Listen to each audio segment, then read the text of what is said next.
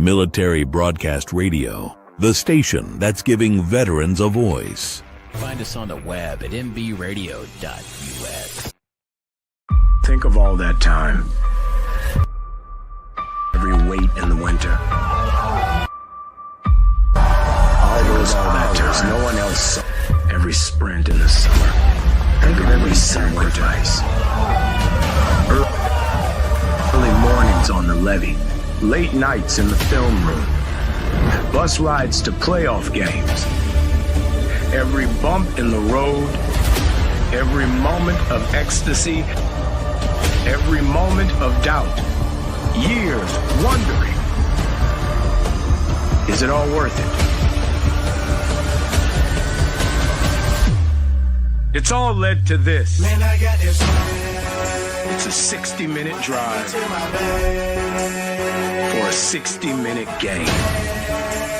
After all the miles we've traveled, we're almost there. After all the hours we've worked, one more can make us legends.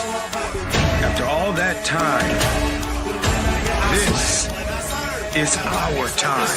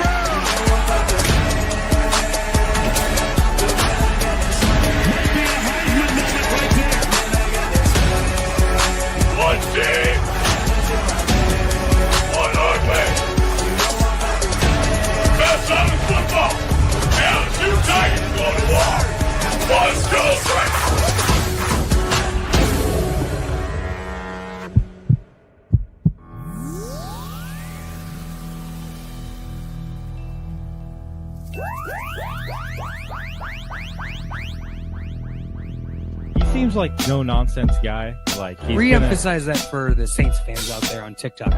Caveman, what did you just say? The rebuild starts right now. Marshawn Lattimore's gone, so the defense, like we're not getting any better. Looking to get it into Smith. What a pass! Not game!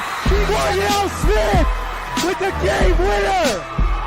Oh my goodness! And that is why you have Aaron Fry pass the ball in.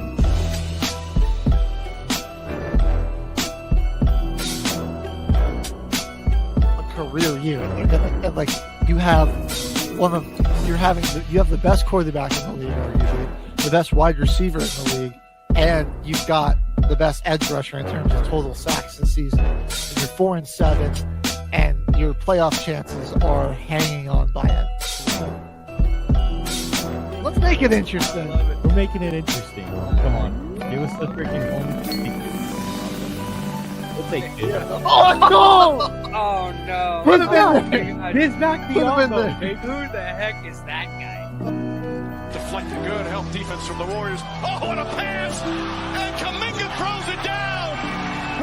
This could be the pass of the year so far. You might watch every game the rest of the season in the NBA. Mr. Announcer guy. So don't you go saying that you're never going to see that. You're such a hater.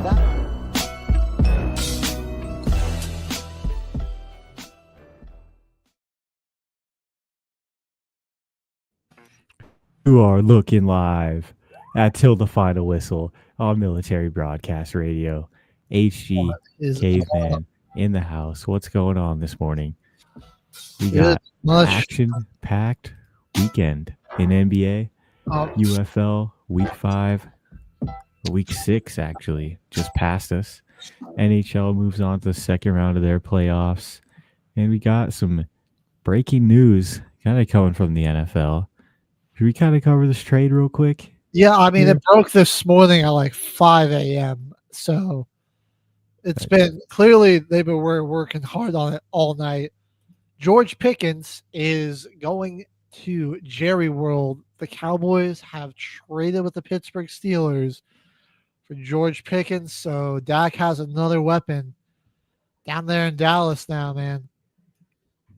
And honestly, like you were saying before we started the show, Dak might be the first quarterback taken some of these leagues. If you're a Cowboys fan, are you going straight to pick Dak Prescott this season? He might be a demon in fantasy this year. So, yeah, they hadn't really added anybody behind CD Lamb. It's our new follower sound. Yeah, they hadn't really added anyone behind CD Lamb. Paris Campbell, that guy doesn't do it. A couple of free agent running backs. Obviously beefing up their offensive line a little bit here in the draft. Hey, man, Cowboys they had a good class. They got to do a lot to, compete here with these Eagles and these Commanders. Giants are obviously probably feeling a little optimistic here too. And that was something one of my critiques I kind of had of Dallas's draft is that I thought they could have taken a running back. Not a running back, rather a receiver at some point, and they didn't. They drafted 2 running backs for some reason, which I wasn't super thrilled on. I was like, why not? You throw one of those picks on the wide receiver. Because I get drafting a running back because I'm not putting all my eggs in the Miles Sanders, Javonte Williams basket. Yeah, that's not going to happen. You draft a back as well. You got 3 guys back there. It's somebody there for CD Lamb, but I guess they were probably working on this for a while. That might have influenced their decision. Kind of weird seeing a trade like this come after the draft, and it's like all these. Like if I'm the Steelers and I was gonna ship off George Pickens, I would have looked to get a deal done before the draft, acquire capital, and maybe use one of those picks to get his replacement. This is a head scratcher from the Steelers. The Cowboys, I think, won this trade. The highest pick that they give up was a 3rd. There's some swapping going on, some consumptory picks. They really didn't lose much. Ironed out, but I really feel like they didn't lose a whole lot for a really good wide receiver. Good morning, sexy mofos. Oh, hey, what's going on? That's pretty sick right there, H. You got to hand it to him. He's got all the sound effects going for that. So crazy. I mean, crazy good deal for Dallas. My only drawback from this I can see is that I know Pickens has been a bit of a diva, maybe not the best locker room guy, but with all the talent that they've accrued there, they've definitely got what it takes to be competitive, put up probably a solid, 10-7, 11-6 record, lose in the wild card round to the 49ers. So that's Cowboys fashion right there. The Cowboys tradition. And then I guess, let's just really cover this quickly on the Steelers side. Just a puzzling move with your quarterback situation, by no means figured out. No matter what you do, whether it's Will Howard, the rookie, Aaron Rodgers, or some other vet coming in, I just don't think you can expect high-end quarterback play. And having 2 guys like DK Metcalf and George Pickens, I think elevated the floor for whatever your quarterback position was going to be. And now you've significantly lowered that. And I just, I can't really, I can't really wrap my head around why they would do that. You got any extra thoughts on this one, Caveman? The only really thought I could have is that they are just kind of really banking on the future and just trying to build what they can for later on. Yeah. It doesn't really seem like they're focused on this season at all. Really doesn't. Maybe they do think that they're in a potential tank situation. It doesn't look like they want to compete. Yeah. I think they might finally be waving the towel. They're done going 10-7, going to the wild card and get knocked out. And they honestly could do it again.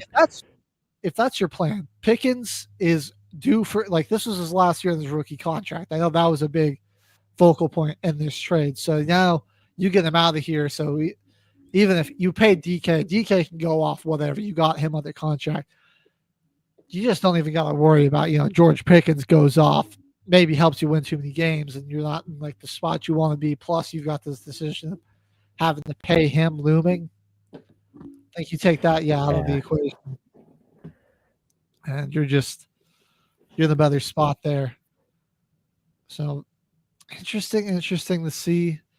Yeah, this might be the Steelers are waving the yellow towel. They're taking that down and waving the white flag now. Yeah, it definitely feels like it. You're getting rid of your guy. They also lost one of their running backs as well. Yeah, Najee's gone, man. Yeah, they lost Najee. Welcome in, everyone. That's just tough. Well, from the pro to the spring league, UFL Week 6 is in the books. Not too many competitive matchups this week. There was definitely some huge blowouts. Your Panthers. We only had one close game.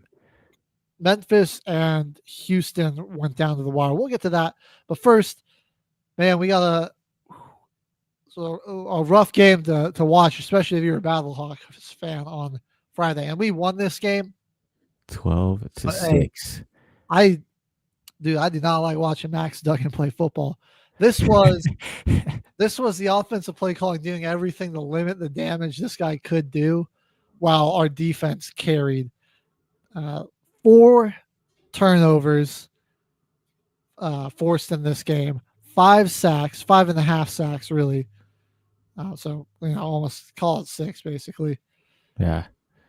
Just a total domination by the defense. The total yardage for the Arlington wasn't really that bad either, but they just drives weren't getting finished. And this defense, especially coming up clutch, forcing a late fumble there in the game to seal it, was they ended the game with a missed field goal. Yeah, massive carry job by the defense. Some special teams breakdowns there by Arlington as well. Then get onto the board until the end of the third, very beginning of the fourth. Yeah, this possession chart. And then double forced fumbles on their next 2 possessions for the Battlehawks to seal it up. Yeah, this possession chart's so ugly. The missed field goal, fumble, 3 punts, a pick, and then they finally get 2 field goals, and then it's just back-to-back fumbles in the last 8 minutes of the game, pretty much. That's just ugly right there. Yeah, real ugly. Also, another masterclass performance by Sterling Hoffrichter, the punter of the St. Louis Battlehawks. This guy, 5 punts, 236 yards, an average of 47.2 with a long of 57. Did a great job in that battle, man. And Blankenship, dude. Look at that. 2 for 2. Yeah, he's been pretty locked down. So talk about Max Duggan, right? Guy played the entire game, goes 7 for 19 for 93 yards and a touchdown. He didn't turn it over, but that percentage is disgusting. That is 49 yards on the ground. On the ground on 10 attempts. I don't know. Like this, they were really telling him to just make sure to not turn the ball over with how dominant the defense had been. Hakeem Butler, only 1 catch for 30 yards and a touchdown. This guy, get him a quarterback. A real quarterback back there. Butler probably has 7 catches, $150, 3 touchdowns. A lot of times I saw this guy just absolutely, he gets to step on the defender, or he's just, up the sideline, and DB's got no help. He's cooked. Butler's 6'6". He has an 83-inch wingspan. And Duggan is putting these balls in the only spot the defender can make a play on it. I mean, you got a guy with this much of a size disadvantage on a one-on-one matchup, and you can only get him 1 pass. He was getting, for him, if he's got a one-on-one in any DB, he's pretty much open. And you're saying something that's right here. His one catch was a 30-yard touchdown. The only touchdown scored in the game. And it was in the second quarter. Absolutely mossed. So, hey, I'll pump the brakes on the Duggan hate train, and give some props to some of the guys that made some huge plays. And this one, Peter Duggan's getting carried. Finally that guy coming alive in the pass rush, 2 sacks, 2 forced fumbles, and he ended up recovering the game-winning forced fumble as well. Mike Rose with 7 tackles. Same with Build up the Cole, Will Harvey. Guys are all over the field. All these TFLs as well. It was a real. Thanks for the follow. Another follow. Thank you for that. Yeah, really a great game out of them. They shut down our pretty good offense. A team that has an amazing quarterback, though, HG. Who's that? That's the Michigan Panthers, man. Yes, sir. This freaking guy, man. Bryce Perkins. I could watch this dude play football all day long.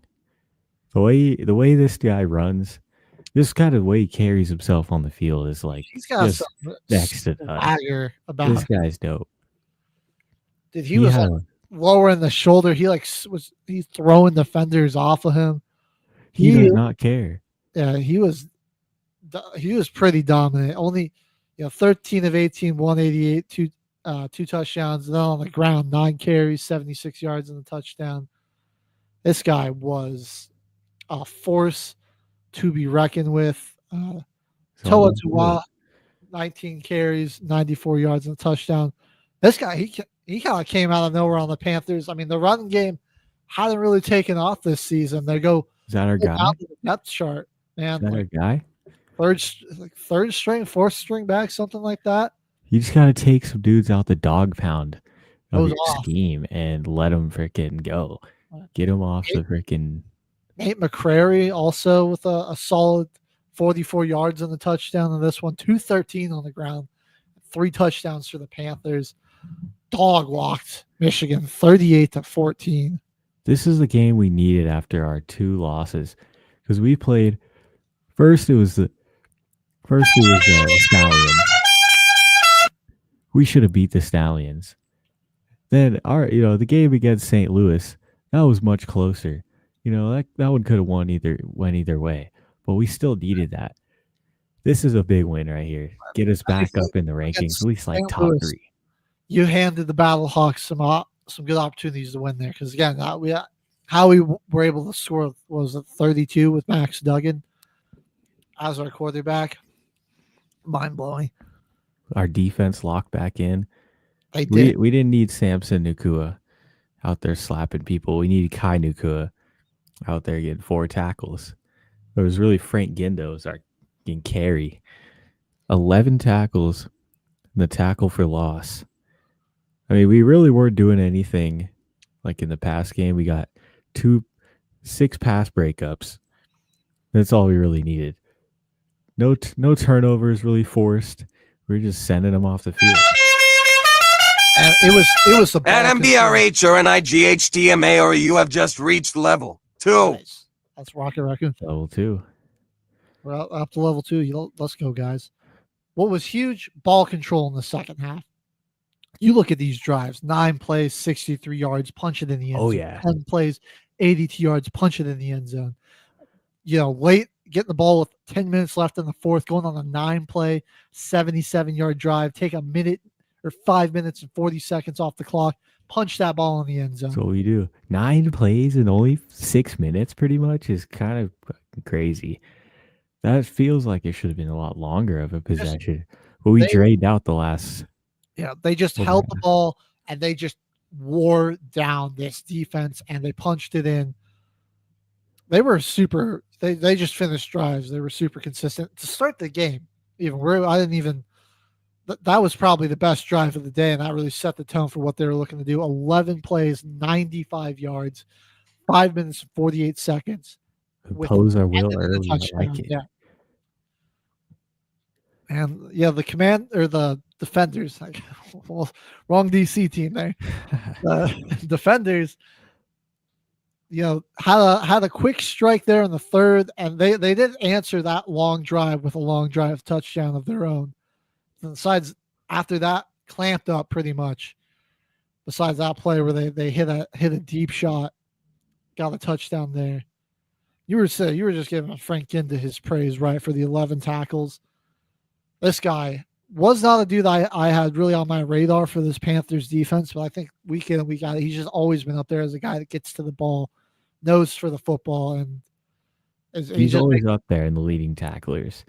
No interceptions, not the forced fumbles, but he's going to be there. He's going to be there.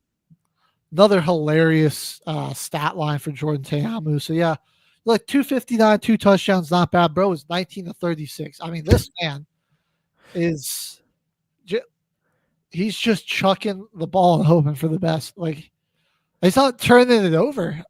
Just wildly inaccurate sometimes. I feel like he could be really, really good in this league, though, if they kind of can figure that out. I mean, one of the more accurate. I feel like he's Steven. People in the league, but the intermediate to short passing is just an absolute cluster of like what you're gonna get. Because it's not like these are like all these completions aren't just like heavily contested throws or like deep shots you just weren't able to connect. It's just like missing like on like what should you feel like should be simple mechanical stuff. Yeah, simple stuff. And it didn't really cost them up until this point, but then you take away a non-existent rushing game and this one, and that really contributed to a lot of these short 3-and-out drives that they had there. And that's how the Panthers burn you. That's how the Panthers burn you right there. So like we got a serious talk though. Is like 5'7" Chris Rowland the best wide receiver in the UFL? Dude, this like is he not? This guy's a demon dude. That's consistently putting up like solid stats. He doesn't disappear, or like you don't every game. Like even if it like the stats aren't gaudy like they were this week, you can feel like he had a really big impact on the game, catching and running the football. This week it was definitely catching the 9. He was most of their pass attack anyways. His 9 receptions, $144, and a touchdown. Got that long one, a 65-yarder. He's a pretty good player, man. He's a pretty good player. For 5'7", you're like just completely blown out of the water by him. One of the things I just like about the UFL is like we're getting some like fun stories like that. Like the 5'7" guy, and you've got an argument that he's the best receiver in the UFL. Like, why not? It just adds to the excitement of the spring league while we all wait for the NFL. It gives you something to watch. Well, I say we'll save the best for last, and we'll skip over Memphis, Houston for right now, and just quickly give some notes on what was a trouncing here by the Birmingham Stallions. Safe to say, the Brahma season is effectively over. 1-5. You're so far out of it, and it's too far gone. There has been little to nothing to really feel confident about here. I don't. There's just not enough teams. 24 rushing yards. 24. Abysmal, and they just got gashed, giving up 313. I mean, what? Wade Phillips, it might finally be time to hang up the headset, my guy. It's always that's what I was wondering. I'm like, they must have fired Wade Phillips. I got a special spot in my heart for Wade Phillips, the defensive coordinator during that Super Bowl 50 run. Elite defensive coordinator. But was never really a great head coach in the NFL, was the pretty good coach in the UFL, but this year's just been bad. The glaring thing to me that really jumped out in this game was 0 of 10 on third down. I mean, you could not convert a third down to save their life. I think you had 24 rushing yards. There's no way you're getting a third down. You're not getting any. You're not picking up third and short. A run game. You're behind the sticks. pretty much perpetually, and that's what it really felt like here. It looked promising. 5 punts in a row before they even got a field goal. It looked promising. 7-play, 64-yard drive to open the game up. Get in the field goal range. You're like, we'll take that on the road. Good start. Shank it. And it just went all off the rails after that, really. Like you said, 5 straight punts. They got a field goal going in the half, so you can feel decent about that. And then call us 720.619. 627. We want to hear from you. You look at that opening drive.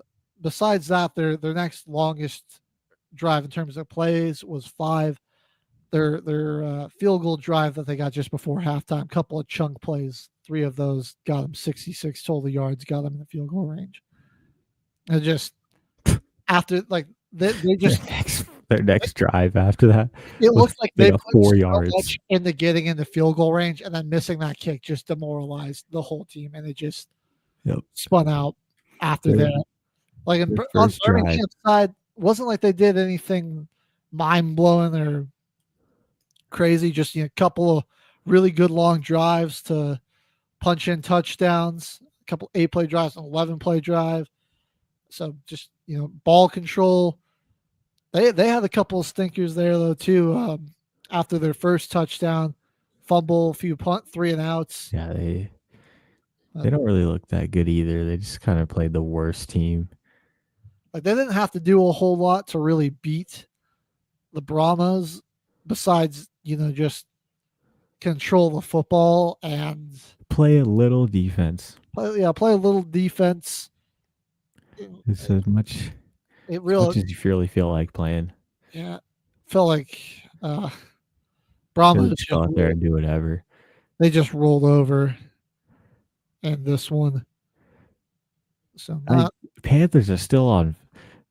Stallions are still on fraud watch for me here. I think so.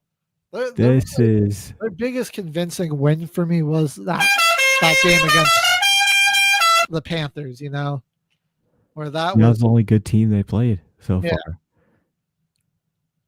And besides that, not a lot of their wins have been very convincing for me. No. But we're going to get to the best game of the week. This was a down to the wire game where the Showboats playing pretty well, dropped it, and weren't quite able to come back in the fourth quarter. They were down 21-14. They got the touchdown. They weren't able to get the 1-point try though, and the game ended. Very unfortunate. And 1-5 here for the Showboats. Oh, actually, it was 2 field goals in the. Yeah, they couldn't get far. They couldn't get close enough. That's right. It was 2 field goals where they just crawled, like 2 long drives where it was a snail's crawl. Like 10 plays for both. 38 yards. Yeah, go like a grand total of 63 yards, those 2 drives. Yeah, and 20 plays in nearly 10 minutes of the second half. Jesus. I mean, they're not really playing all that bad, though. Right. For 1-5, you're better than the Brahmas. Right. Memphis definitely showed some fight this year. It's just they could never really find a way to close it out. That was too bad. They like a team after week 1. I was feeling optimistic about them maybe shaking some things up, but again at 1-5, you just kind of have to feel season's about over. They went to Dresser win here in this one, and he's been a lot more consistent. Yeah, he's been a lot more consistent the past 2 weeks over EJ Perry. Touchdown, interception, so not the best ball security. Dresser win much better than EJ Perry. Yeah, he's moving the ball at least. And yeah, again, the Roughnecks just capitalized. They did a good job capitalizing off of turnovers, taking advantage of short fields, things like that. And they just didn't commit any really costly turnovers that hurt their team. in the end. They got outgained. They were worse on third down, had less time of possession, less total plays. They just didn't make the mistakes. They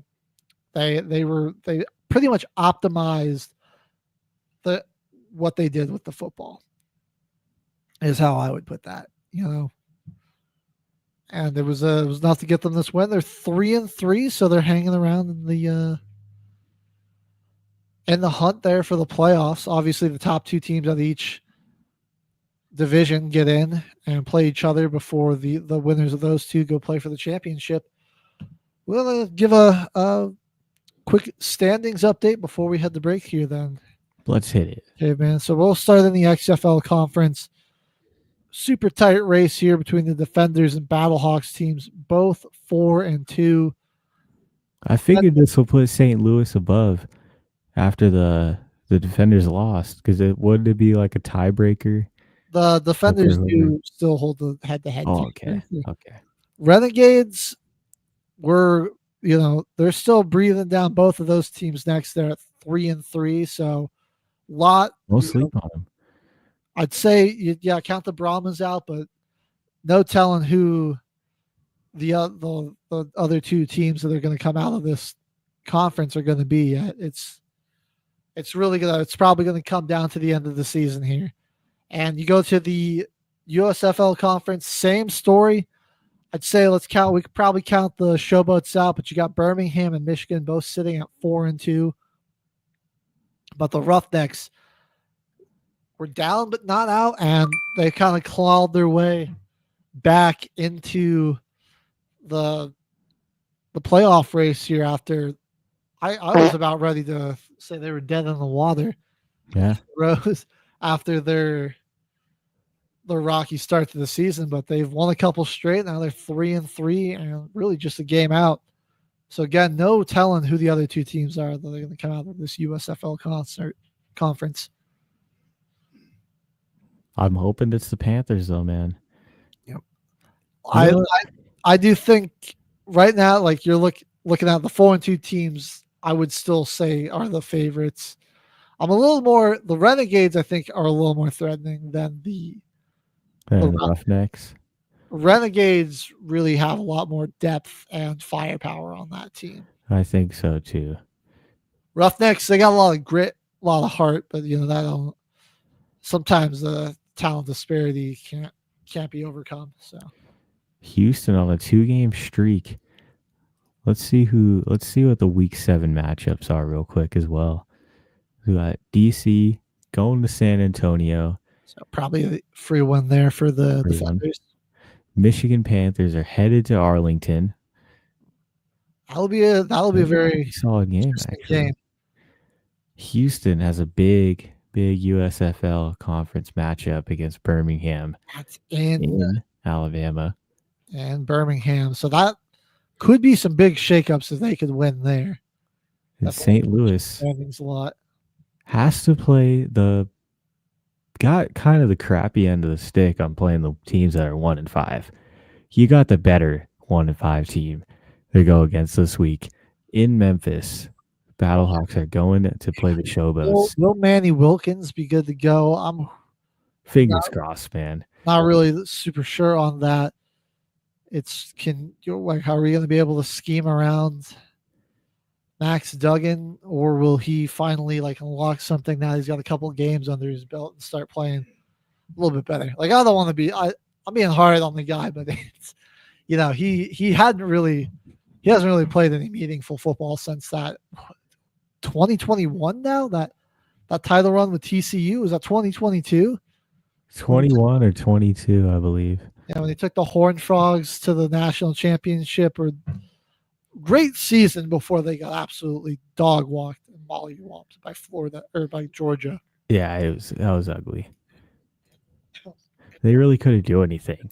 It was just a completely outclassed team. It happens in all sports. Some games are just don't go your way. You just don't play your best game. Fortunately, that happens in the postseason sometimes.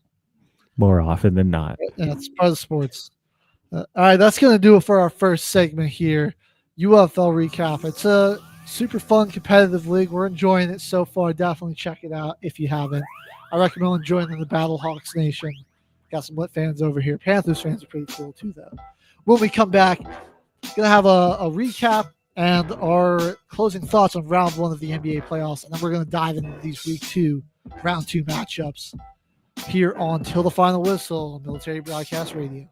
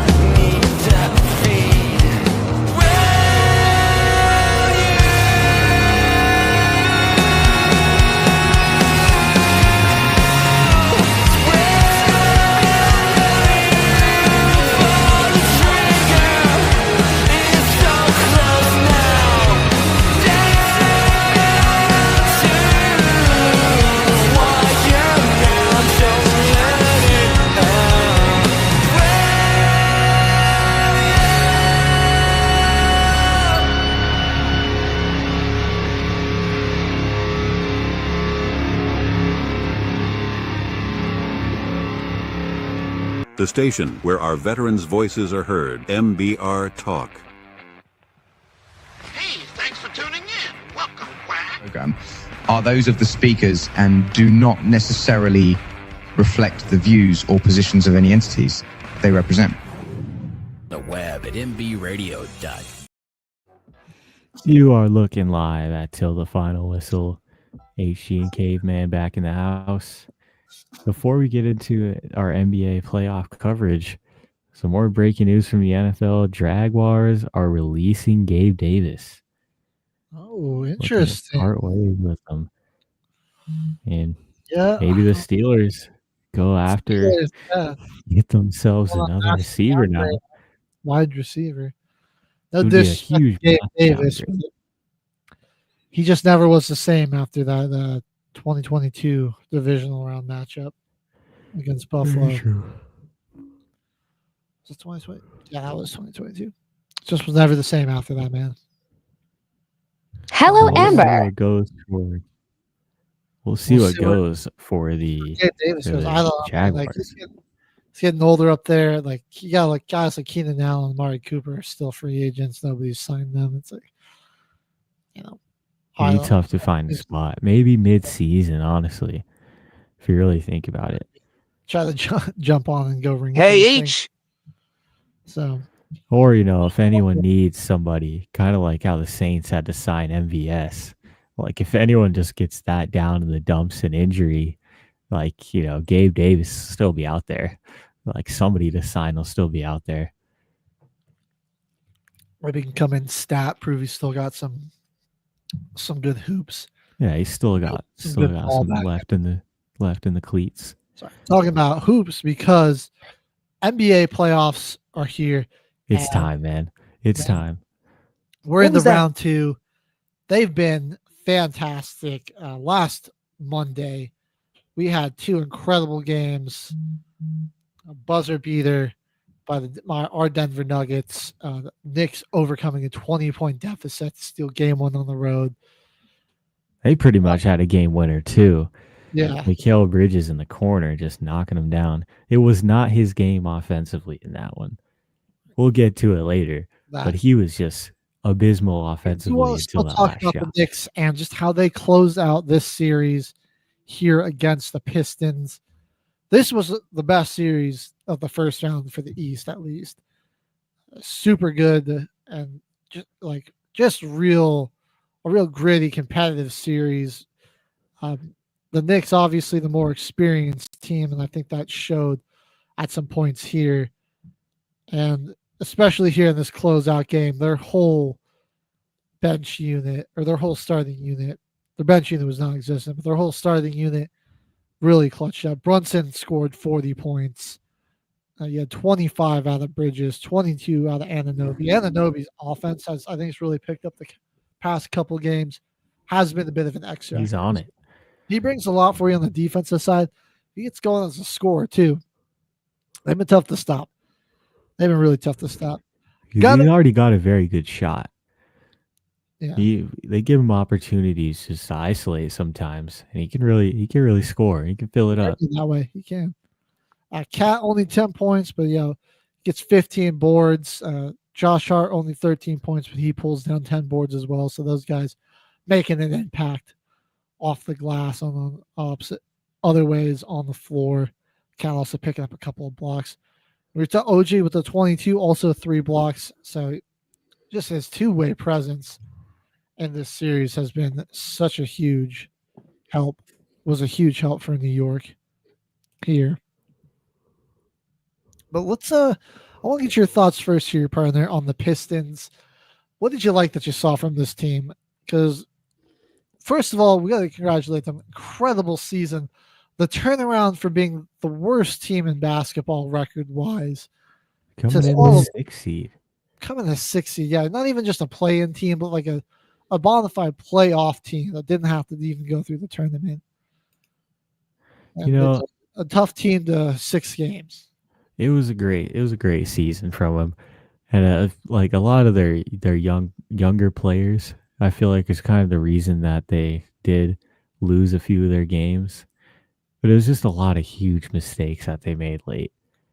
Like to lose this one, he gave up the game-winning shot on a turnover on a pass that slips through Malik Beasley's hand. It's like before this game and after, he was calling himself best shooter in the world, that he should take that shot. It's like the end of the game there, you got to be the one to catch it. Yeah, I gotta catch the ball first. That was killer. That was backbreaker. And like the Pistons. Another thing as well. Sorry to cut you off. You're good. Go ahead. There's a lot of narrative that the refs, it was everybody versus the Pistons. But I feel like after like the first 2 games, it really was the officiating crew definitely allowed the Pistons to play pretty physical brand of basketball, and that's why they were in most of the games. That's why it even went to 6 in the first place, honestly. I'll Because say they were able to play their brand. Like, they play physical. Like, the refs let them bring physicality to, like, the entire game. So I feel like nobody was really getting screwed by the refs. It was just... I don't think so. Aside from the foul call in Game 4, that was definitely a bad call there. That was a bad call. I feel like from then on, they got robbed there. Leading up till then, I feel like they could have been up that series 3-2 before the Game 4 ending, because they lost Game 1 by choking a huge lead in the fourth quarter, and in Game 2, another one that they just let slip from them, where they had kind of a lead late. It was back and forth game, and they just fell off last few minutes. I'll say salute to everyone. Final thoughts here for the Pistons. I don't see them really needing to make a ton of changes. I think if you can just keep what you got. Thanks, Blade. And if they can stay healthy, get some more, just get some more experience under them. That was, I think, what really cost them, is just they lost some composure, and you could just tell who the inexperienced team was. New York's been doing that, like, ever since Brunson got here. They've been going to the playoffs, and like they've got finals aspirations, and it was like a team that was, they were happy they made it, versus a team that was hungry for a championship. Saw in Game 1 of that Boston series in round 2. They now lead 1-0. But what other series in the East? They all pretty much closed up handily. They were all pretty much closed when we wrapped up the show last week. I say, like, the Heat. At DJ Blade, you have just reached level 2. Nice, level 2. I'd say the Heat. Just be glad you made it to the postseason. I don't know if that's going to happen again for a while. Seriously, though, that team looks like they're falling apart. Obviously, the Bucks. Question mark, like, is this kind of the end of the Giannis experiment and everything? Like, it seems like it's all kind of coming to an end there in Milwaukee. The Magic, I think we discussed, like, they just need the upgrades in the front court. Give Paolo a little less ball handling responsibilities, and just let them do a little more running and slashing to the hoop and using this athleticism. A facilitator is really what the Orlando Magic are, like, craving right now. That's what their offseason should be focused on. The Grizzlies had we talked about that late season collapse. Firing your coach for no reason. I mean, tell me about it. Some more experienced players in there. Thought they were solid defensively. It's just, I don't know. They could stay healthy. Watching them play in the postseason, little unsure about how the Zach Edey experiment's going to go there. That I feel for them. And then Jaren Jackson Jr., great defensive player, but what he can bring to you offensively in the postseason, he was really good offensively in the regular season, but significant drop there. He just didn't want to. I still won't get over the game where he had 2 rebounds. That was yeah, that's insane, dude. How does that even happen? Their elimination really showed they just needed a center. Was big in this one. I mean, Gobert closed them out by just like having a legacy game, 27 points, 24 boards. And like he was in there, like basically hitting dagger shots. And I don't even know who was out there on the floor. It was such a forgettable performance from the 5-man for the Lakers. I don't even remember who it was. Then you have the Rockets, which is the series went exactly how I was expecting. defensive, nitty gritty, but the Warriors just have a better offense that it wasn't what I wanted to see, though. That's going to be able to overcome. Yeah. Rockets are another team where it's like they don't have to make too many changes, but I also think they might be the favorites right now for Giannis because I think they've got the depth, draft capital, and everything to go make a big splash move. And that would help to build that front court offense that they were really missing. That like half court offense, bro. Like people were saying he's rich and still robbing people because he was pretty much a no-show. He had the 38-point game, but the next three from there, I'm pretty sure he had 7, 9, and 11. Game 7, the next three games. He was pretty much a no-show for how much he's getting paid. 8 points, 4 rebounds. Yeah, 8 points in game 7. This was the Amen Thompson game. That should be the Rockets' focus, honestly. I feel like they shouldn't even get Giannis because you got a guy. It's not even really in his prime yet. I'd take Giannis with that team, man.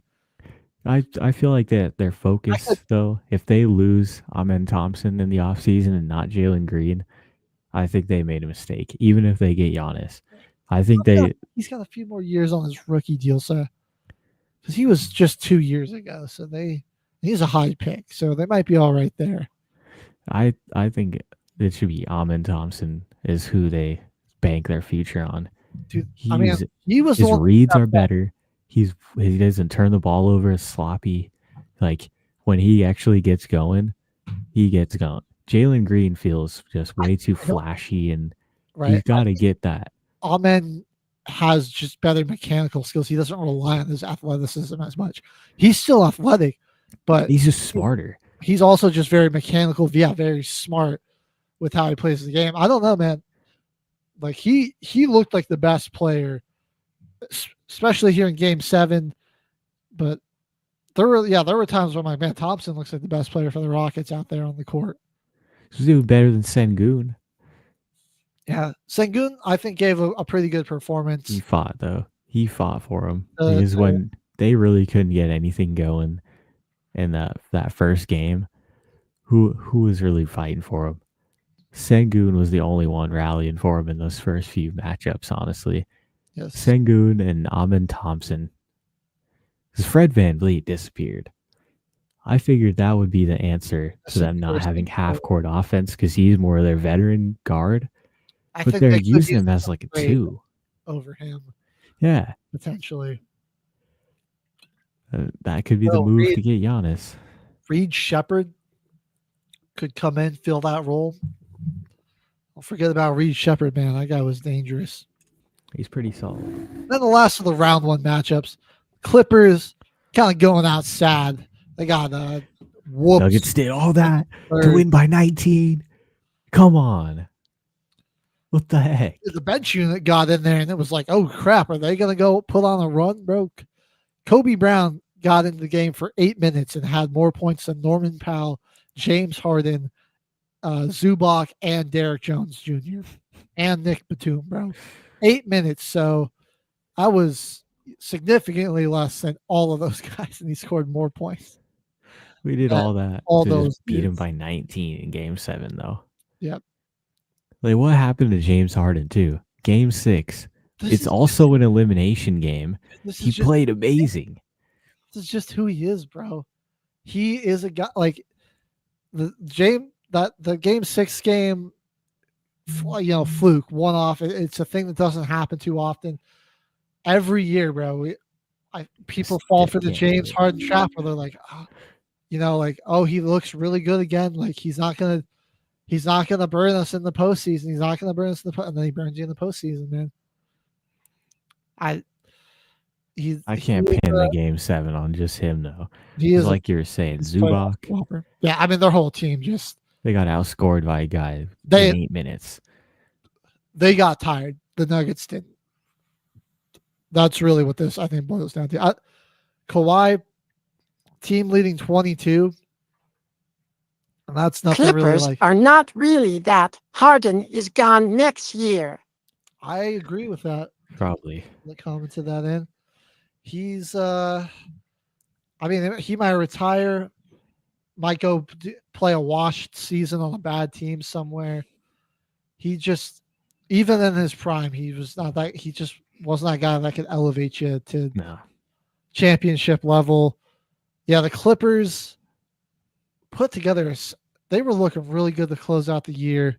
Had a lot of things working, and it all just fell apart when they needed it the most.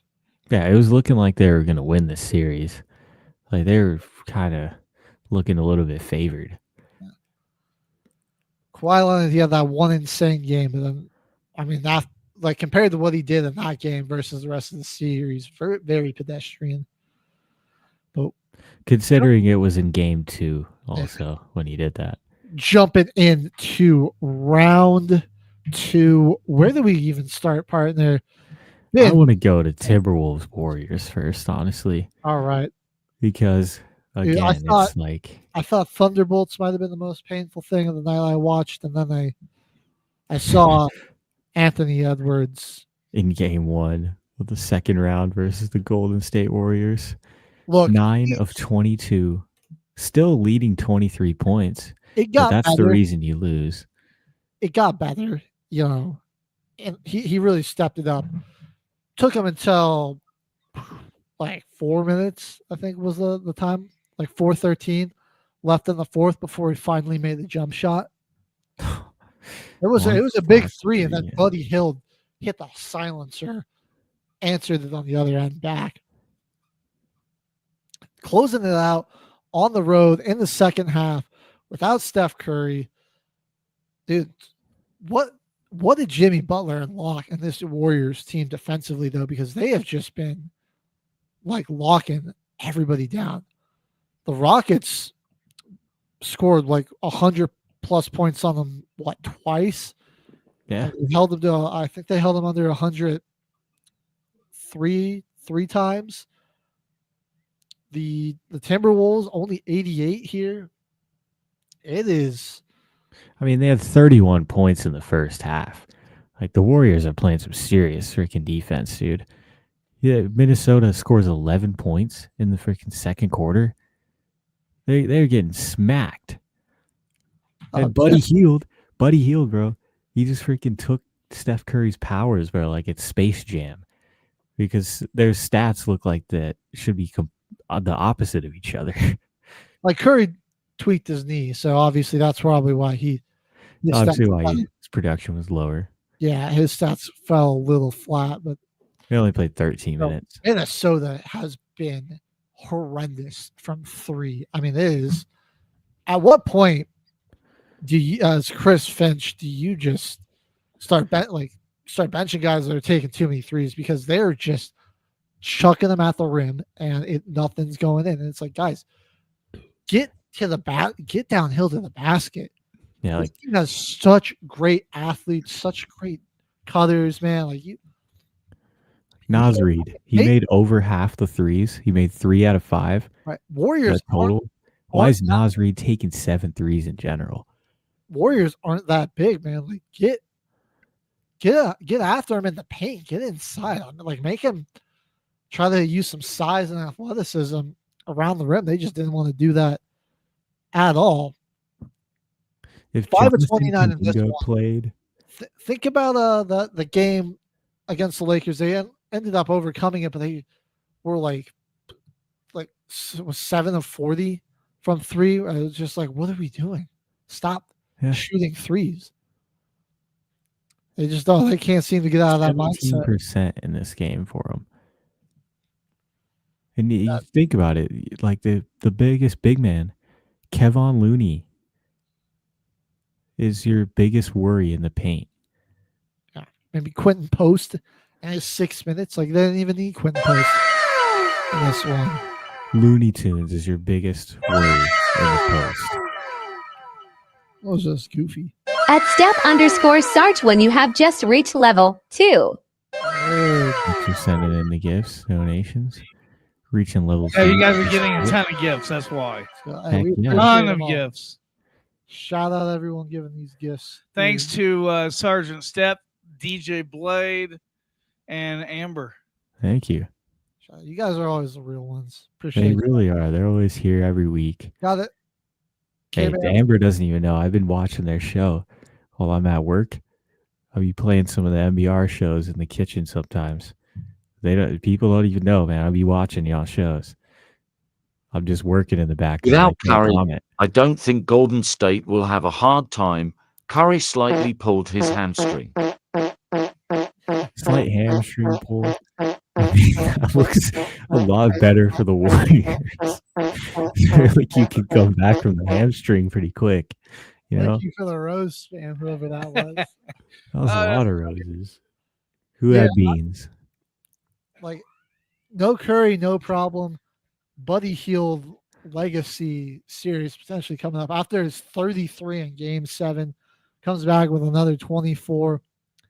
And this one, 5 of 8. And like I said, he hit like some silencers there late in the game where he wasn't even really taking. I check out all the shows. Let's go. Yep. Great shows here on NBR. There's just we've got 8 new shows starting. Lot of love here on Military Broadcast Radio. Yeah, Warriors probably looking like they're on their way to the West Finals, man. Timberwolves they can match up with them pretty well defensively, but God, their offense disappears. Especially if they gotta play it in a half court. Oh, I mean, forget about it.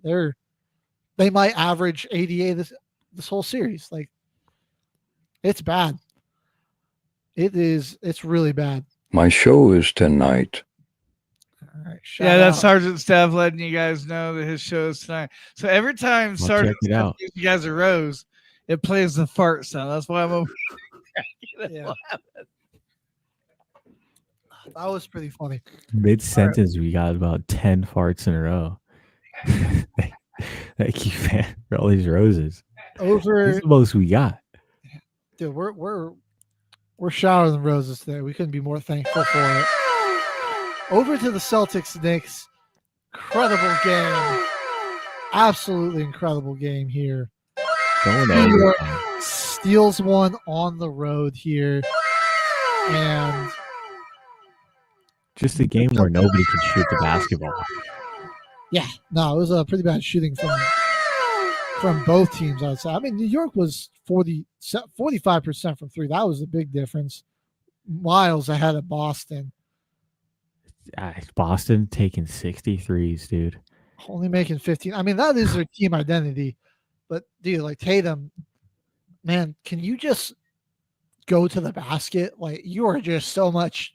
You would just burn these defenders that they got on you. He just wants to keep taking step back threes. It's like, dude, like, stop. Just you're more athletic, you're faster, you're stronger. At step_Sarge when you have just reached level 4. Like, you're just bigger. You're just better than the guys that are defending you. And Stop trying to shoot threes. This is right before I was about to say that he was one of the best players in this season's postseason. I was going to say he's having really good performances. Back to his old ways from last year. He was chucking up shots, and Jaylen Brown's got to save Boston. 4 of 15. Like, Brown, 1 of 10 from 3. Yeah, he ain't doing much saving. He ain't doing much saving there tonight, dude. Derek White, guys are getting points for free throws. 5 of 16. It just. Don't forget the Pacers. Oh yeah. At DJ Blade, you have just reached level 3. Al Horford. We're about to get to the next. Freaking Al Horford plays 34 minutes. 2 for 6, 1 for 5. This is like prime freaking end of Wilson Chandler's career on the Nuggets, where he's playing the whole game, going 1 for 8 in the playoffs and just being a body out there. Bro, I can't disrespect Horford too much, but Boston's big problem. Keep up the good work, fellas. Thank you. We appreciate all the donations this morning. Big problem. They got up by a lot, and then they just turned it into a 3-point contest. They got lazy. They got sloppy. And New York is a team that's going to capitalize on those mistakes. At step_Sarge when you have just reached level 6.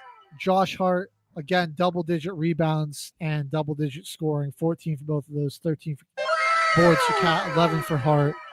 Brunson, I mean, he's going to find ways to score. And here's OG Anunoby again, man. 29 points. The only efficient scorer. See other you than guys Cat was soon. solid. Cat was good. Thanks for tuning in. Yeah. Boston could be in some trouble. They got what they really got to do is just tighten up, right? Like don't quit trying to be cute and go 20. Don't take 23s and miss over half of them. Like that's just getting sloppy. You just won the championship. They opened too many doors for the Knicks to come back into this game. New York's going to take that every time. And now, I mean, you put yourself in a dangerous situation. Do I still think Boston can take this in like 6 games? Probably. That's what I would put my money on. But that's a sneaky Knicks team, man. Like if you're Boston, this just delays the series. I don't like that you gave them this win. I really don't. Because this was a huge one for everybody, really, for like a bad shooting night for like Mikal Bridges. Still played 51 minutes, and he was in this game simply because he's locking people down in that second half. Got 3 steals and 2 blocks, and pretty much the game-winning steal, just hawking the ball down on that inbound play, ripping it from Tatum after he hit that huge clutch 3. I mean, thank you for bringing this. This is somebody that stayed in the game, dude. Yeah, he just stayed in it. 51 minutes. He couldn't score at all. He's like, I'm going to do everything else I can. That's going to benefit us. Dude. Iron Man player right there. He was on one. All right. Now, we're going to go talk about who I think is the scariest team in the East. That's the Indiana Pacers. Oh, no. This team is on a tear. And, like, you know why I think they're so scary? They are so deep. And it's just like, you kind of just have to pray that the whole team plays bad. Yeah. You have one guy off the bench playing bad, a couple bench guys playing bad, a few starters playing bad, but they have just so much depth, so many guys that can step up and answer the call that you have to pretty much, like, your team's got to play their best basketball. Their offense is, they're just good enough defensively to, make it tough on you. And then offensively, there's such a free form style to their. It really looks like there is no offense at all. It looks like their plan is that there is no plan. Obviously, there is some plan. They've got plays. They do got some plays, some motions, things they like to run. But I like it. It's the closest thing to street ball we got on the NBA court, and it's just like teams just can't really stop it. I mean, they're like good for like almost 120 a night. Yeah, you'll close your eyes and they go on a 20-point run on you. Like, it doesn't matter, how much your superstar is going off. Giannis in that last series against him had like an all-timer series. He averaged like 36, 27 in that series, like just godly numbers, and they took care of them in 5. And they'll do that. They'll say, sure, one guy can beat us because we're going to have 8 guys beat you. Yep. They really are probably the deepest team in this. I mean, just based on how consistent they play, they look like they have the most depth right now. NBA teams, I thought Tyrese Halliburton was underrated or overrated. What? Yeah, I thought he was the most overrate that, I guess, dude.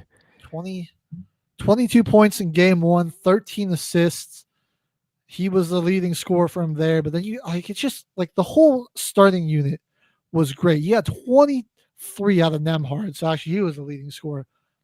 But 17 out of Nesmith and Siakam, while also putting up 8 rebounds from both of those guys. Miles Turner, 13 points, 11 boards, 3 steals, 2 blocks. The defense and all, like the two-way potential of Miles Turner is just scary. The bench unit, Benedict Mathurin has been a dog off the bench. TJ McConnell gives you very efficient minutes off of there, even though he didn't do anything too crazy in this one. Obi Toppin, his athleticism and playmaking ability give you a lot of versatility off the bench there. Excuse me. And then you go. Thank you, everybody, for the gifts. We really appreciate it. We use it to buy Snickers. Yeah, keep us well fed and with keep us snacks. fed in the studio. Gifts come in clutch. The Cavs side, then they got banged up in this one too after dropping it. Thought Mobley was pretty good. I don't think he didn't have a real huge impact on the defensive end. And again, that's just like the ability for the Pacers to kind of like move him out of the play and they did a good job of that. Just like getting him away from where they're going and just. Then he sprained his ankle in game 1 anyways. So you miss him in game 2. Garland's missed back-to-back. Mitchell and Hunter was out game 2. Again, like this is something you can't do. Like I get you're getting the points, but the unethical shot chucking, bro. 13 of 30, 1 of 11 from the 3. Like if that's the efficiency you're gonna give me to get 33, like I would just rather you do anything else.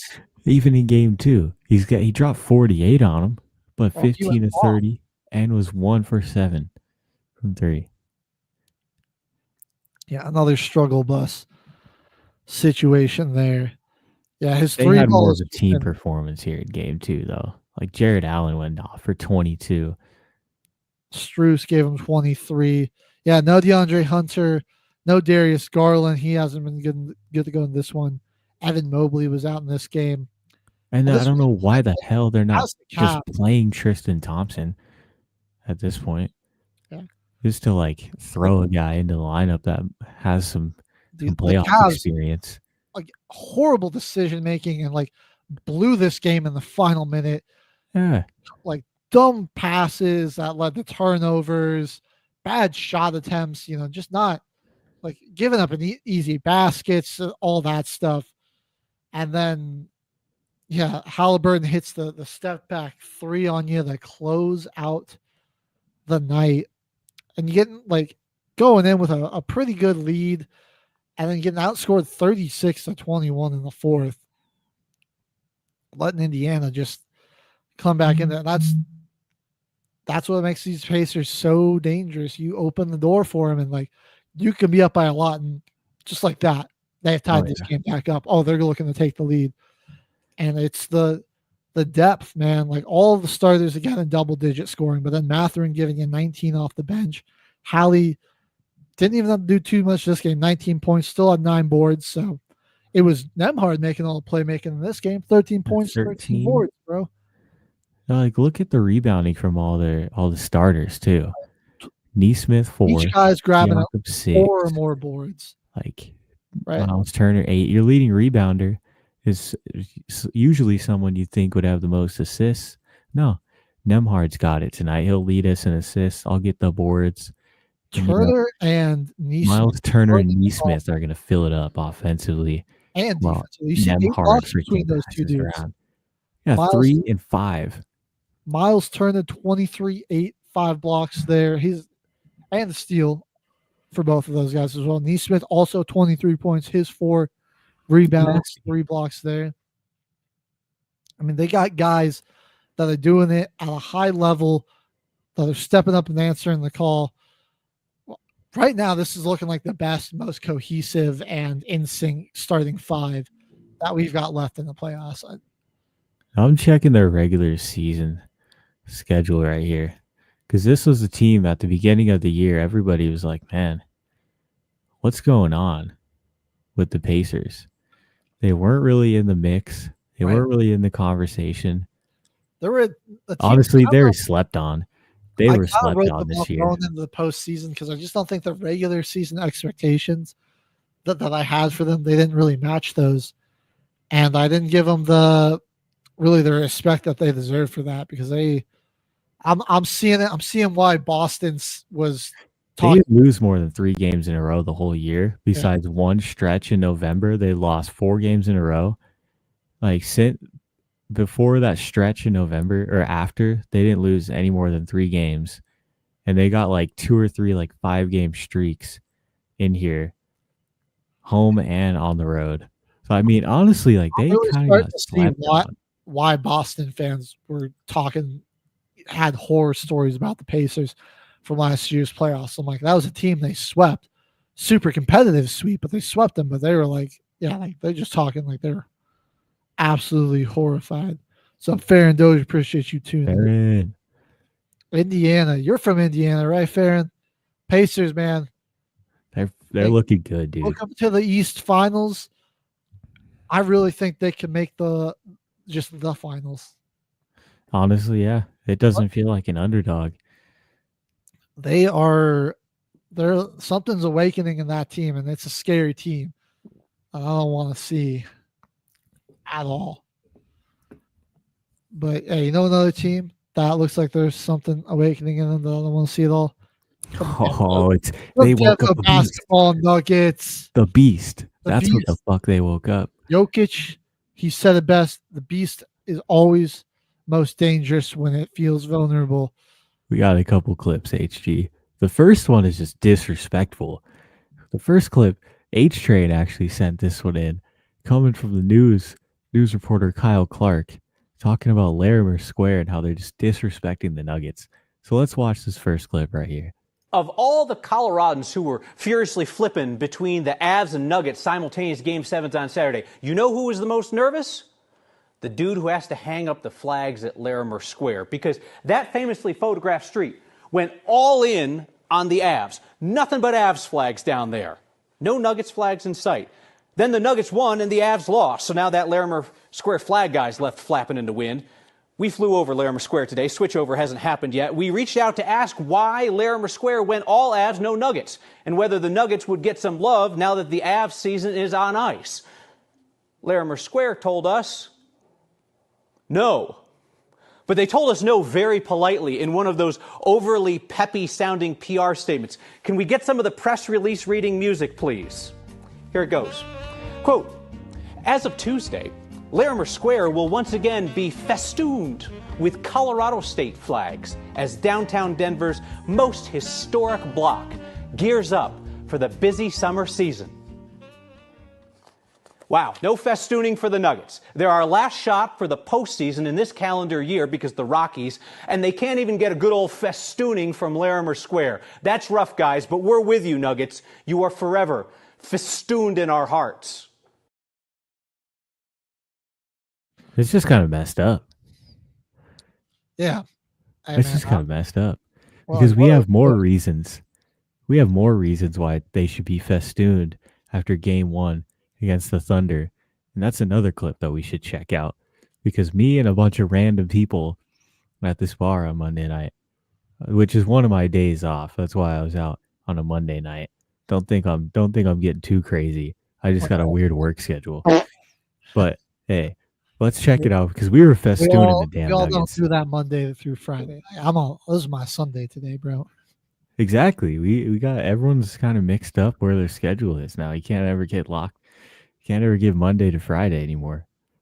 But let's check this out because we festooned the Nuggets for this game winner from Aaron Gordon. Yet another in this playoffs. They're down by one. Gordon!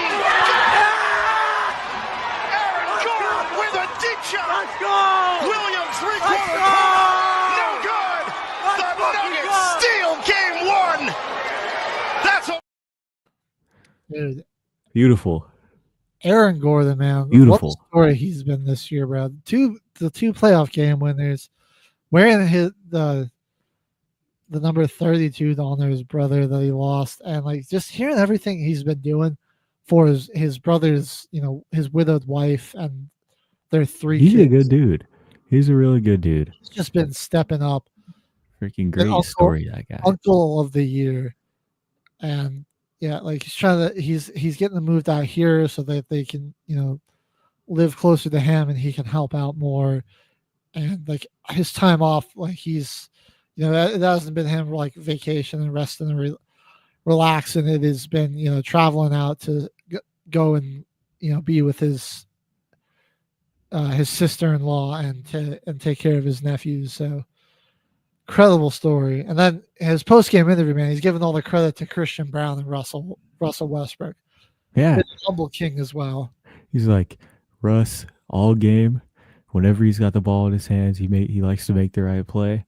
And he found me. He said he's just hooping. I like that. The shooting jump from him from 3 and at the line, exploded. Yeah. This guy is on a whole nother level. We're talking about playoff Murray, bro. We're talking about playoff Aaron Gordon. I used to like close my eyes and cross my fingers, just pray that shot. Last season, this year I'm like, oh, AG's open, like that's cash, bro, and it's been cash for the most part this year. 22 points from AG, 14 boards. Jokic with just an unreal stat line of 42 points, 22 rebounds, 6 assists, 2 block shots, 1 steal, 60% true shooting. Chet and Hartenstein, they got their hands full in this series. They got their hands full with Jokic, man. It's like I was saying, we woke up the beast. They just woke up the beast. He's pretty much the head coach at this point. We've come to it. Edelman's there. Edelman calls plays, obviously. Freaking Jokic is the head coach of this team. He's like shoving himself back in the games. Like you'll see him like get up off the bench and they're like where are you going? He's like, I got to get back in the game. It's like we're gonna lose if I'm not on the floor. Just let him get back in the game. Yeah, dude, Caruso, poor guy, man, no help. Fantastic game out of him, dude. 20 points, 6 assists, 5 steals, all over the court on defense. He had 2 block shots as well. Like, all right, dude, rip Alex Caruso. I felt bad, bro. Wasn't getting a ton of help. Him and Lou Dort were real efficient. And Lou Dort scared me the most from 3, bro. Because it felt like they were making whatever they wanted. Yeah. It was really just Caruso and Lou Dort were filling it up from 3. Dude, Shea with an incredibly unethical 33, 12 of 26, 2 of 6 from 3. Again, just a lot of shot checking. He did have 10 points in this one as well.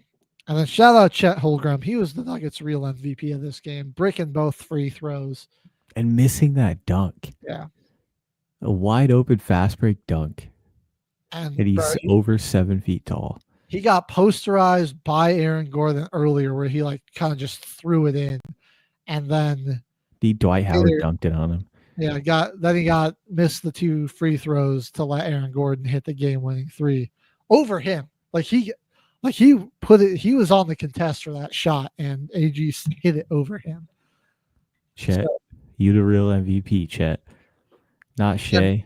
Shout out Mark Magnault for fouling Aaron Gordon immediately after the inbound when we gave up that easy dunk for Shea with 10 seconds left, and Jokic was off the floor. Like, really appreciate them putting AG at the line. He's clutch. He hit his 2 free throws. We got Jokic back on the floor. Back in the game. And then they say Jokic's defense sucks, but like the smart play there of him just taking Shea completely out of the question with the inbound, forcing it to go to a guy like Chet, who isn't a bad free throw shooter, but the moment was too big for him. The lights not as clutch. Not as clutch. And bad defense from Jokic accounted for a steal and 2 blocks on Monday night's game. Right. Thought Peyton Watson didn't do a ton of scoring, but he had some pretty big defensive plays, a couple of huge block shots. He had big minutes. Russ was great off the bench with 18 points. Christian Brown, I thought he shot 50% from the field, hit a 3 for us, 11 points, 13 rebounds, dude. Just making some hustle plays out there. Getting those boards as a guard, dude, is just huge for us. Right now, man, when this Nuggets team is on, they look tough to stop. I think a guy who might play a bit of an X factor, maybe in the series. I'm a little interested just to see Julian Strawthard maybe get. He had 6 minutes. He had 6 minutes in this one. 8 to 10 minutes a game. I feel like he could have some type of impact too. I'm not gonna lie. It said he was -10 in the plus minus, and there's a lot that goes into calculating that. But he hit the one shot he took, he hit, and I think he just, he probably got scored on. Yeah. And he also had the one turnover. That's true. But I think he opened some things up, just, potentially being a threat to shoot, and got the offense a little bit. Big too. Yeah. He's not the smallest guy. I'm kind of interested to see if he can just give us a little more offense off the bench, because that's like Russell Westbrook's really the only dude that's scoring for us off the bench. Like Pete Watt's given us some great defensive minutes, but I mean, we're really only 7 guys deep, and Watson's still not getting a ton of minutes, which is, a little worrisome. And Porter he's just been real hit or miss with that shoulder. It almost looks like he got like his medication mixed up, because I you heard Stokely was saying like, he kind of looked like me that one time I got my my Oxy and Ambien mixed up and took my Ambien before practice. I don't know, but that's not the most unbelievable thing I've heard on the theory of what was happening, because I thought he was really good against the Clippers in Game 7, hit some big time threes, but then he was just way off. And this one, I guess he blocked the shot there, but wasn't really getting a lot of boards, making a huge defensive impact. Adelman, or more likely probably Jokic, made the right call, pulling him there.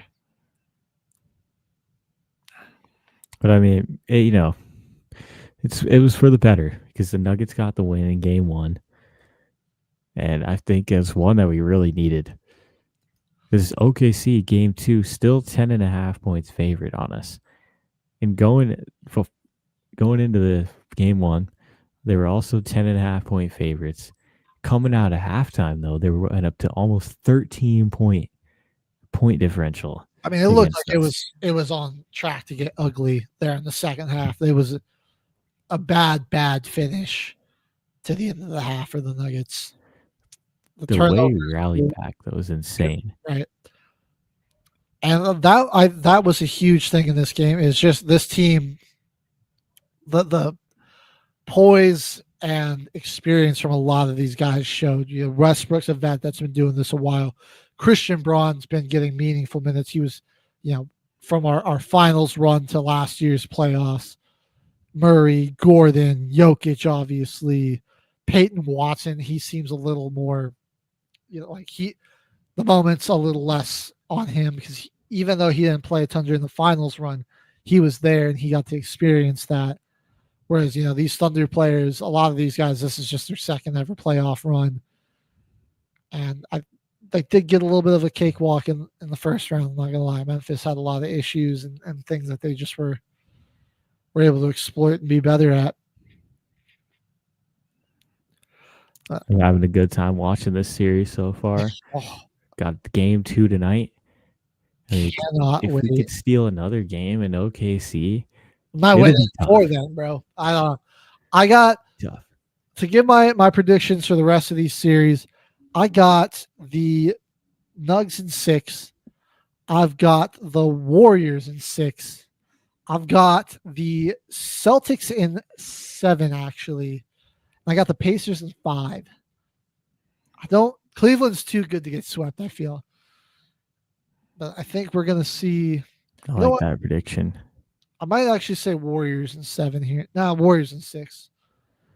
And I'm still going with the Celtics, but I think New York's got a lot of momentum where they'll take them to 7. What about you, Parlin? You got your predictions about the same as mine? Anything you would switch up there? I feel like Nuggets. I want the Nuggets to win in 6. That would be my best prediction. But I also feel like the Thunder have a chance to come back in this series and take us in 6.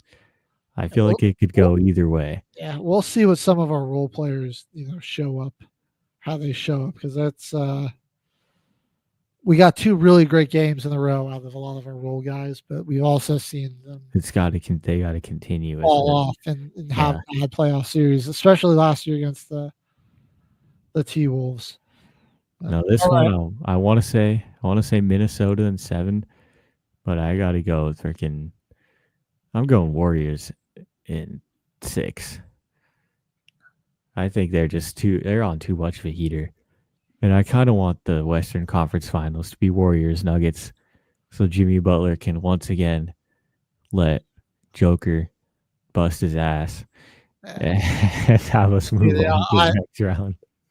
If the Nuggets get the Warriors next it's over. Because there's no way we're not going to use it. There's nobody to stop Jokic like Kevon Looney, Quinn Post. Come on. Go ahead. Yeah, like like the T-Wolves, they at least they have that rotation. They still got like something that they can throw at us like that with a mix of Gobert, guys. Reed, and Randall. He's not exactly Cap, but he's big enough to get the job done where they can just throw a lot of bodies on Jokic, a lot of big bodies, you know. That's why I want the Warriors to win. I would hope that the Timberwolves can take them though. Knicks, Celtics. Honestly, I'm going Celtics in 7. I agree with you there. I feel like the Knicks are going to keep themselves in a lot of these games. I feel like a lot of their endings are going to be like this game 1, where it's going to be just a close battle all the way. One of the newest rivalries that we got built out, because the East is just improving. Teams are getting deeper. It's harder to get through. It's not. It's like the top 4 teams are all very. The top 4 teams, I think, of the East came out into the second round. They're all very good. It is. I still think it's a pretty significant drop off after these 4, though. Oh yeah. Like after. Honestly, after the Pistons, there's a huge drop off, but Pistons are good. Bucks are kind of falling off, but the Pistons are on their way up. The Magic are right few changes and tweaks. They could be right there for sure. Defensively, I think they're there. They held Boston to some pretty low scoring games. They have the second best defense in the league this year, only behind Oklahoma City. Yeah, they're good, and they got it. They're on locks, man. They just gotta unlock some more on offense, and I think it just involves freeing up Paolo from ball handler responsibilities. I think you just better front court. Yeah. That's all I'll leave it at. We've been going for Pacers. I want to say Cavs in 7, but I'm just going to take the high road here. Pacers in 5. All right. Pacers in 5. We're going to do another quick break. Stay with us. When we come back, we're going to have the NHL Round 2 breakdown as it's all kicking off underway. Our Avs are out of it, but we still got some great hockey. We had a double overtime thriller to end round 1 between the Blues and I'm blanking on the team, but Winnipeg. The Jets. The Jets. And we're on to round 2. A lot of good matchups there. So don't go anywhere. You're listening to Till the Final Whistle here on Military Broadcast Radio.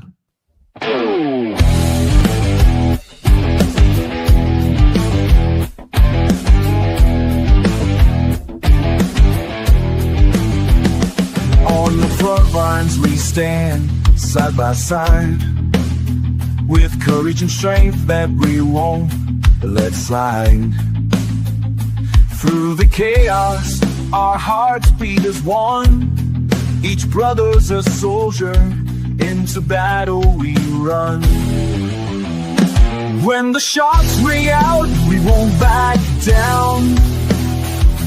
In the silence of loss, we'll wear our crown. We are soldiers, brothers in arms. Through fire and fury, we weather the storms. In unity, forged through the blood that we shed. Together we stand, living for the dead.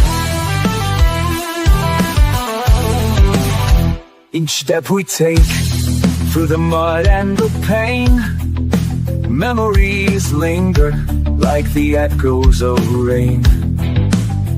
We fight for the fallen, our spirit won't break. In honor we carry their names in our wake. Though the cost is high, our bonds grow tight. In the darkest of hours we'll shine our light.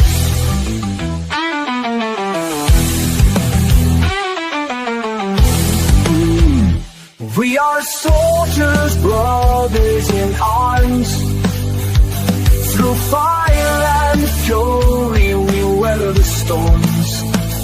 In unity forged through the blood that we've shed.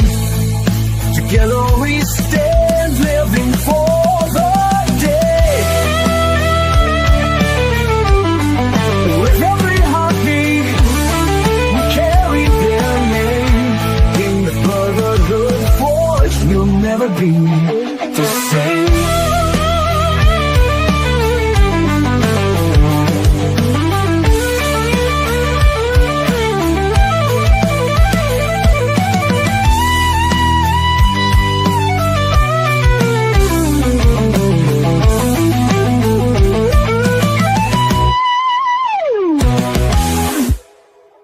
The station where our veterans' voices are heard, MBR Talk. Program are those of the speakers and do not necessarily reflect the views or positions of any entities they represent. The web at mbradio.com. You are looking live at Till the Final Whistle on Military Broadcast Radio. The boys are finally back for the final 25 of the show. Sorry to break it to you though, Kyle. We are talking hockey right now. Yeah, no, we'll rip the Band-Aid off here. We'll get out of the way before you come out. In the foot. They did. They really did. I think they could have won this series in 5. We let it slip. We went on a really big run here. Freaking taking game 1. Game 2 OT loss was rough. Game 3, we kept everything so close. Right. Game 5 was, I mean, honestly, this could have been a sweep. Game 5 was just about the only game where the Stars played better than the Avs for pretty much the whole game. Like every single one of these games, the Avs looked like the better team until like that final half of the third period, and they would, or into overtime, and it just start slipping away. I don't think they were pretty bad on a lot of their power plays in this series. That's where we really lost it. Right. And those opportunities. Game 7, holding a pretty solid lead where the defense was, keeping the puck on Dallas' side of the ice. 2 solid goals. It looked like, we're going to have to win this, on like the nitty-gritty defense and just not let anything up. And then 4 goals in the third. To wrap it up, though, it's Mikko Rantanen that gets a hat trick in Game 7 and knock out the Avs. Come on. Salt in the wound there, too, right? Like, that would, of course, be how this series would end. 3 for 24 on the power play, dude. We really could have swept this team. Like, you go look back at it, that they should have had it, like, Game 1 dominated, Game 2 choked that away into the OT. Game 3, same thing. They were leading the whole time until that last overtime shot. Game 4, shut them out. And then Game 5, only game where we didn't look good, where Dallas played better than us. Because you come back Game 7 or Game 6, big win there, and then Game 7, holding the lead for so long, and then those last few goals just come in like the final 3 minutes. Yeah. First go up, and then on the end we let Mikko get away towards the empty net. It was brutal. I should have swept and should have been waiting for over a week to play Winnipeg. But it is honestly, we should have had all the time off in the world. not over till that final whistle plays, and Dallas, credit to them, never quit in any of these games. They always kept fighting, battling back. Were able to really come back and steal 2 games that should have been losses for them. That's why they're moving on. And speaking of Winnipeg, though, a series that really confused me that it went to 7 games here. St. Louis came out of nowhere, dude, bringing this one to 7 games. Right. Made it a series. Tightened it up there at the end there and closed the door. Cole Perfetti with the 2 goals here for the Jets. And this one, Nemestrovkov and Lowry also adding some goals there. Hellebuck was great in his goal spot. Didn't have to go away from him. He had a rough couple stretches. Games 3 through 6 weren't exactly his best work all season, but he really clutched up here.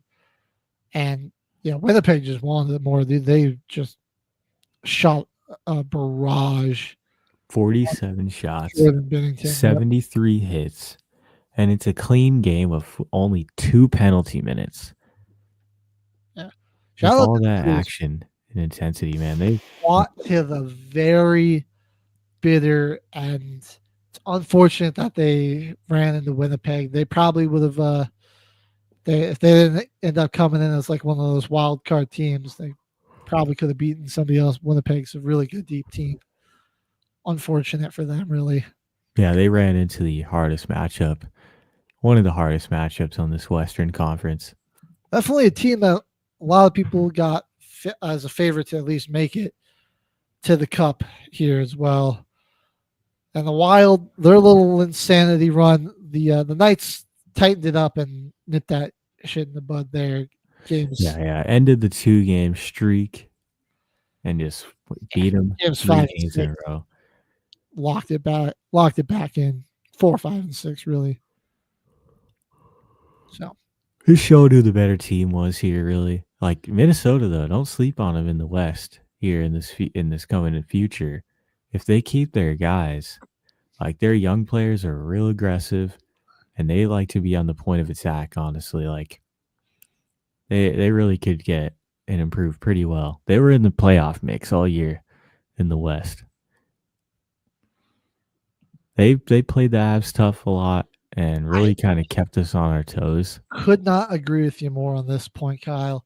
Do not like this hockey seeding at all. It's seriously though. I think it doesn't really like. Sometimes you're just punished for, for still being a good team. Like I don't know. You just not a lot of it's not very rewarding for the 2 and 3 seeds that they got to play each other round 1, and you want to. I want those matchups to occur deeper into the playoffs, because I think that's an issue you can just run into is you get your good matchups, your real close ones happen in round 2, and then you can get some round 1, and you can get some real lopsided ones in round 2 or even in the finals, the conference finals. Yeah. Like at least maybe give us a second round Avs Stars matchup. That's a little bit better.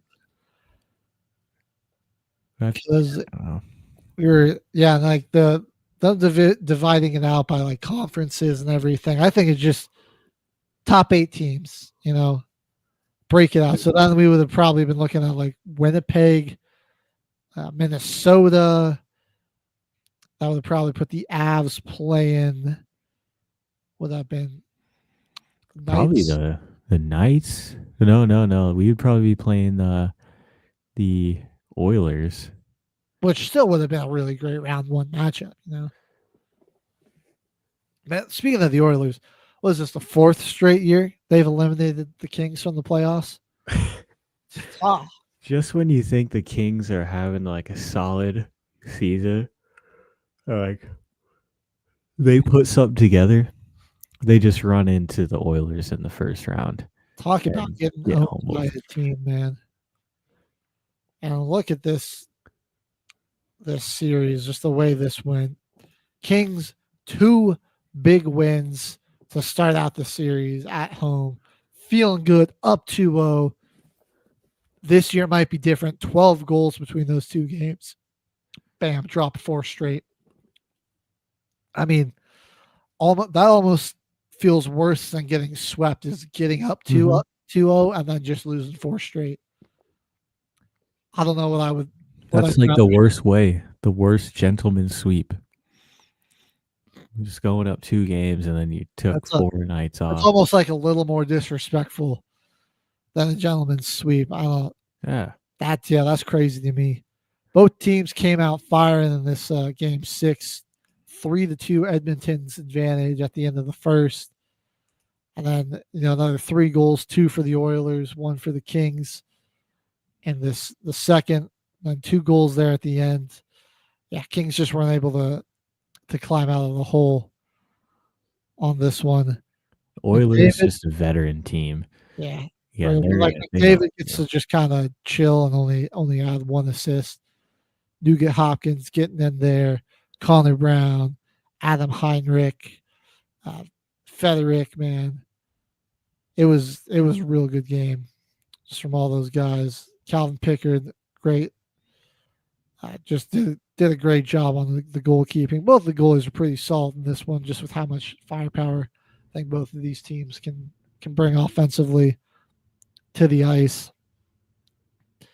That's just demons for the Kings, man. I just can't imagine that's horrible. I might have the years wrong, but 3-4 years in a row where one team's ended your season. You got Knights Oilers second round. Edmonton already leads the series 4-2. So they stole game 1 on the road. 4-2, yeah. That'll be a good series right there. But similar to the NBA, over on the East, the series closed up pretty convincingly in the first round for these teams. Washington, Carolina, and Florida Panthers all getting a gentleman's sweep in the first round. Maple Leafs only team getting brought to 6 games against the Senators. Right.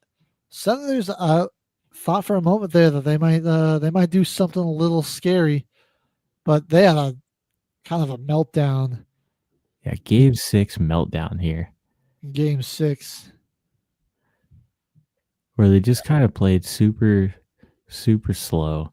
Felt like it was just sloppy. They got it tied back up, and you're like, okay, you feel like something building here, and then just complete collapse defensively. Gave up some too easy. 2 goals that I felt were too easy when you're in an elimination game. And the Leafs survive. Had a little bit of a scare there, but they're moving on to the second round.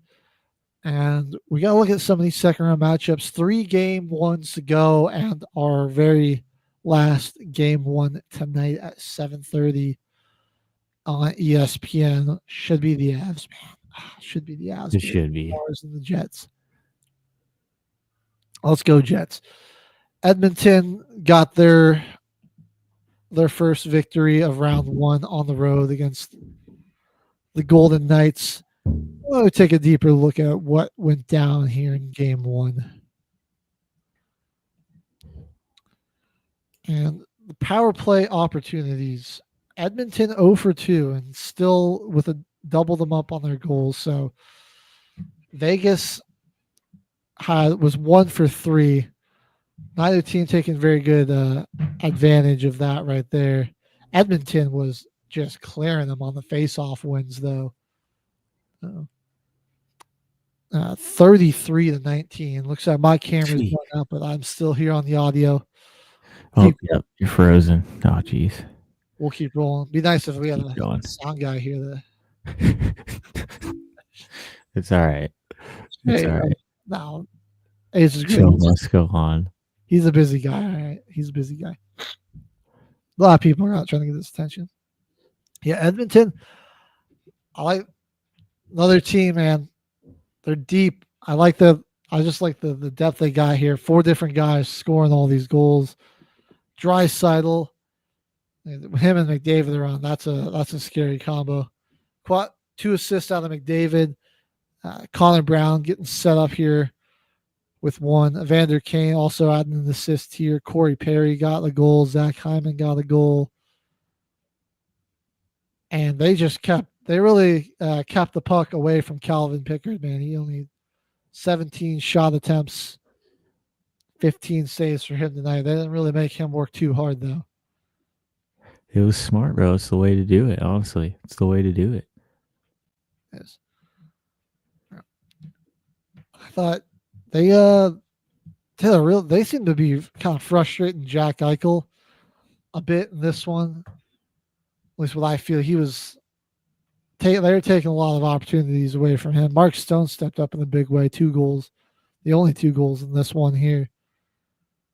Yeah, Vegas kind of feel bad about dropping one here at home.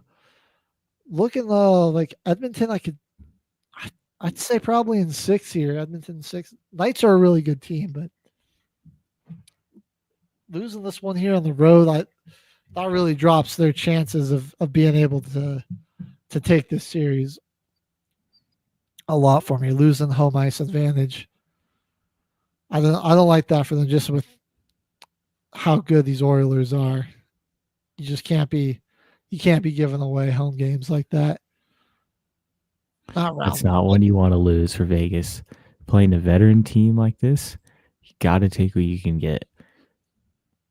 They're the higher seed. They have the advantage at home. They need to win this game too. Tomorrow night, they need it. Need it bad. All right. Well, we got another game tonight. Game 2 of the Maple Leafs and the Panthers. Toronto coming away with victory. Game 1. This was a super close game, though. And I honestly, on the Panthers, I don't even feel too bad about this. They're going to be, I still like them in this series more. Got some goals out of their defensemen.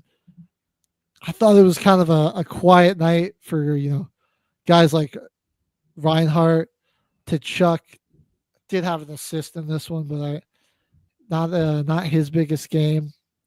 Sam Bennett getting the goal for you, but so one of your big 3 out there doing some work there. Verhagen with the 2 assists as well. Brad Marchand with 2 assists. The real thing is we got William Nylander got a goal 33 seconds into this game for the Maple Leafs, and 30 shots. They're bringing some extreme pace to this game. Seems like they just want to play extremely fast with the 5 power play opportunities. I got no power play goals, but had 5 opportunities. So, they're getting their chances that they need. If they keep playing at this pace, though, they might be able to sneak one on the Panthers and get a huge series. Right. Panthers also didn't win a lot of faceoffs. That's where I feel like, you can feel pretty confident as your floor that you didn't really play very well, but you turned it on there in the 4th and made it it's little things. Little things they needed to get it back. Right. And I think they'll tighten that up, and especially as they come back to home ice. You got to remember, this is the defending champions from last year. Team to sleep on at all. Got Nylander, bro. This guy was just what's the NHL term for hooping? He was hockey heads have to let me know what that is. Yeah, Kyle, drop that in the comments. He was, what do you call skating, it, bro? He was out there skating. Let's just say that for now. I like that. That's all I got. Yeah, no, he was the big difference for Toronto. Really powering the way on this victory. Got some defenseman goals out of Riley, Tanavev, and then Matthew Knies also adding the goal for him as well. I would I'd see this game or this series going to 7, though. These two teams seem like they're very well matched up. They've got great attackers on offense on both sides, really solid defensemen on both ends, and then I like both of these goalies. Both of these goalies are really good. Although they went away from Joseph Wall there late in the game, which I thought was a little interesting. Went over to Stolar, so we'll see how that affects Wall and his confidence pulling him in game 1. Panthers, they stuck with Bobrovsky the whole way. I thought Sergei was really solid. Obviously, he gave up 5 goals, but he had a lot of action coming his way from this Maple Leafs team. All right. Well, then that just leaves us with our final little game 2 here, going down tomorrow. The NHL Stanley Cup, Capitals, Hurricanes. The Canes actually took game 1, and if you look at the stats, dude, it looks like the Capitals came out half asleep. 14 shots in game 1. Now, where was that great offense that they had all year? Nobody capitalized on the power play, and this one, and yeah, they just Carolina, big win on the road for them. Just did everything a lot better than the Capitals did. Yeah. So I guess if you're Washington, the one thing that maybe one positive you can take away from this is that you played pretty poorly and only lost by 1 point in overtime. But I like the confidence that this could instill in Carolina. Yeah, this could send them on a run, dude. The Canes. Easy night to be a goalie when you only got to deal with 14 shots the whole night. Again, just like half asleep thing. Like where's the offense? Where's the pressure on the goal? It just wasn't there. Yeah, Ovechkin didn't really look himself either. And they lost a whole lot of face-offs. Yeah. And had 6 penalty minutes. Doesn't sound like a lot, but like for the playoffs in hockey, we've seen a lot of games where people are getting like 2 penalty minutes throughout like 6 games in a row. So, I mean, having that many, that might put a big dividend in this series too. Let's drop our round 2 predictions, Caveman. We'll start on this one here. Capitals, Canes. Who you like in this one? How many games? I'm going Canes in 7. Canes in 7. Okay. I'm going to go with a little sneaky pick. I'm going to say Capitals, but I'm going to say they have to get it done in 7. I think not getting game 1 is going to force them to go to game 7 here. That's going to bring a lot of momentum. Yeah. Toronto and Florida. Maple Leafs, Panthers. Who we like here? This one, I want to go with the upset on it, but I'm going to go Panthers in 6. Read my mind. That's where I'm at on this. Good game 1 win for the Leafs. Panthers, I'm just not ready to count the defending champs out yet. I think not quite really yet. Not yet. They look really good. We're gonna say Panthers in 6. Edmonton and Vegas. Who do we like here? Honestly, man, I might go Oilers with a gentleman's sweep here in 5. Oilers in 5. Okay. I'm gonna even hit you to be more disrespectful. I'm saying Oilers in 4. Oh, sweep, bro. They're gonna clean sweep them out of here. The 1 seed, get them out. That's my bold prediction for round 2. No, I like that. And then our last game here, Jets and Stars, both aerial based objects of some sort. I'm gonna go with Dallas here. Like I honestly thought that was such a good matchup between the Avs and the Stars that whoever came out of that is gonna represent the West and the Cup. And so I'm going Dallas. Give me Dallas in 6.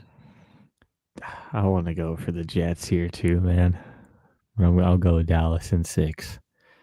they're on a heater right now. If Winnipeg lets a bunch of games slip, we'll see. But HG, it looks like that's our time, man. So we've come to the end of our stream. Gotta get off the air by 10 o'clock. So we're gonna sign off. Thank you so much for watching. I'm still a little frozen on here, but I'm moving around. I'm animated. Don't you worry about that. HG, Caveman, and the remote today. We'll be back next week till the final whistle on MBR.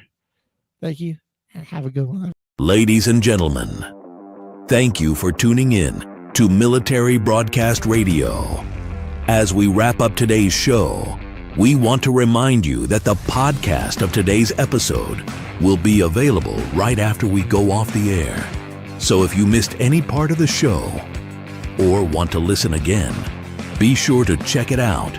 And remember, we're here to support and honor our veterans. Your stories and experiences matter, and we are committed to giving you a platform to share them. That's right. We're here to give our veterans a voice. So don't forget to catch the podcast and stay connected with us, giving our veterans a voice.